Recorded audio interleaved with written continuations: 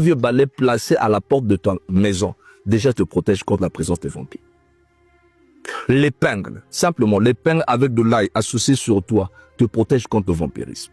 Tes urines à toi, mélangées avec du sel. Si tu as des cauchemars, tu dors mal la nuit, tu prends tes portes zéro, tu mélanges avec du sel. Tu parles, parce qu'il faut parler. Tu invoques les ancêtres, tu leur parles, tu asperges dans ta maison, tu vas voir, tu vas bien dormir, il y aura rien. Avec la cola simple, juste la cola, tu peux bénir tes enfants. La cola, tu prends la cola, tu mâches, tu la caches dans le visage, tu parles à tes ancêtres, tu dis, allez-y. L'enfant n'était pas intelligent, il devenait intelligent. Il n'avait pas de la chance, il aura de la chance. Qu'est-ce que vous cherchez? On a tout. L'Afrique a tout. Et ces outils-là, ce sont des outils traditionnels laissés par nos parents. Et aujourd'hui, les gens préfèrent abandonner ça pour aller récupérer des croyances qui n'ont rien à voir avec l'Afrique. L'Afrique a tout. Et ça, ils le savent. La race noire est la première race de l'humanité. Ça n'est pas besoin d'être raciste. Le mot raciste, ce sont eux qui sont venus avec ça parce qu'ils étaient complexés. Est-ce que vous avez dit qu'un Africain a le temps d'être raciste? Parce que l'Afrique, c'est le berceau de l'humanité et la race noire est la première race raciste. D'ailleurs, toutes les races du monde proviennent de la race noire.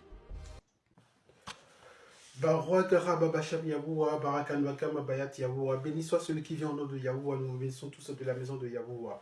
Voilà encore donc des âneries qu'on écoute, donc c'est au quotidien désormais, donc de la part donc de nos frères qui se disent kamites, qui ne connaissent pas réellement leur histoire. Donc encore une fois, je vais préciser ici pour ces personnes-là qui se disent kamites et qui veulent mélanger tous les noirs ensemble.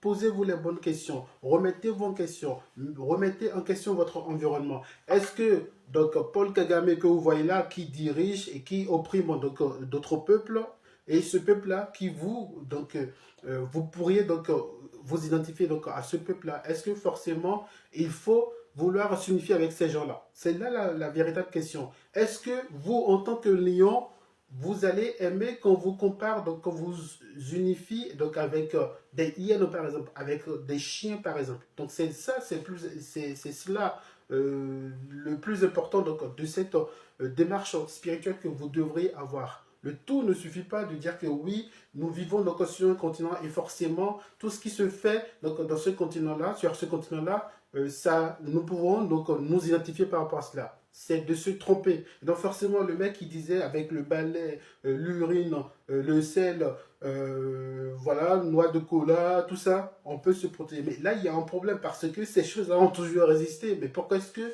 nous subissons donc ce vampirisme-là collectif? Il dit donc un simple balai donc à l'entrée d'une pièce, d'une maison, ça peut nous protéger. Mais tous les balais qui sont là depuis là, ça n'a pas servi donc justement à nous protéger donc du vampirisme collectif de la part donc du colon. Là, il y a un problème. Le balai constitue donc un outil de voyage astral pour les sorciers, les délinquants spirituels. Et encore là, lui, il demande à ce que les gens ils portent donc des balais à l'entrée donc, de leur maison. Rappelons-nous tout de même que l'Éternel dit expressément que, voilà, par la bouche donc, de son prophète, si l'Éternel lui-même il ne bâtit la maison, c'est en vain que la sentinelle veille. Et je rappelle également comme quoi, que ce soit vos objets là, le balai, noix de cola, tout ça, ça fait partie donc de la création donc, de l'Éternel. Et tout ce qui donc, est ici, donc dans cette création, même ailleurs, toutes ces choses-là obéissent à l'Éternel. Donc ça ne sert à rien que de vous-même vous cherchiez à avoir votre propre protection. Parce que c'est l'Éternel lui-même donc, qui vous donne la protection. Ce n'est pas donc de votre propre chef que vous êtes sauvé ou même que vous êtes protégé. Ça devient une aberration donc, pour les humains de penser que d'eux-mêmes, donc, ils vont pouvoir donc, trouver des moyens pour se protéger. Ça n'existe pas. Donc là, ici, comme toujours, je propose ce polytype à 4 questions. Qui suis-je? Et quand je dis qui suis-je, ça ne se limite pas seulement à ce corps physique que vous voyez. Donc l'être humain est un individu tripartite composé d'un corps, d'une âme et d'un esprit. Donc l'esprit, ça veut dire une dynamique, une façon de faire. Et donc le corps humain, donc, à ces 3 éléments-là. Maintenant, l'âme, c'est le plus important parce que c'est l'âme qui nous anime justement. À ce moment-là, vous devrez comprendre que il y a un tout-puissant créateur sur nous et donc qui dirige tout. Et donc, la deuxième question, quelle est mon histoire? Donc, à quel peuple j'appartiens? Donc, troisième question ensuite, quelle est la destinée donc, de ce peuple-là? Ok? Et donc, la quatrième question, dans ce polyptyque à 4 questions, c'est forcément donc, de se demander quel est le moyen par lequel nous devrions donc atteindre donc la destinée. Et donc les textes sont toujours là. Lévitique chapitre 26, verset 14 jusqu'à 46.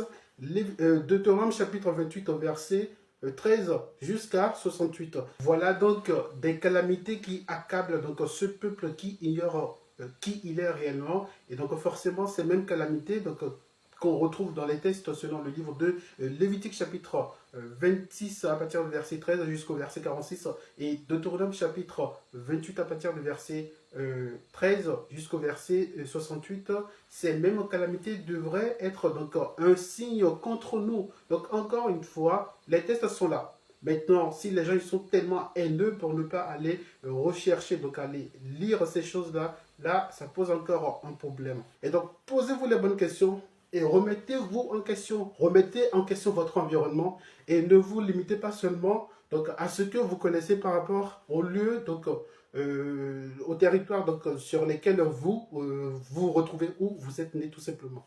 Le travail, il est personnel, le salut, il est personnel. Et forcément, il faut complètement revenir donc à la Torah de l'Éternel pour être sauvé. Shalom à vous.